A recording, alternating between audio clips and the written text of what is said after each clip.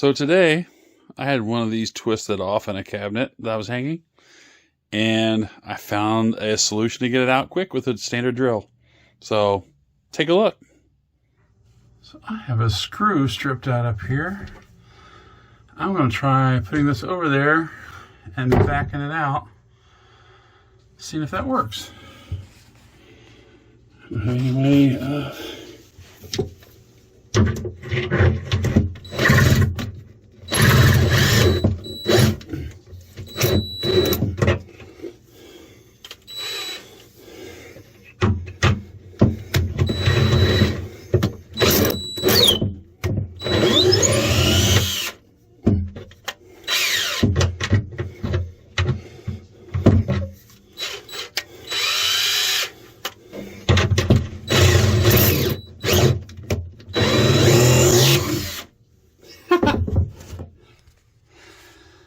look at that.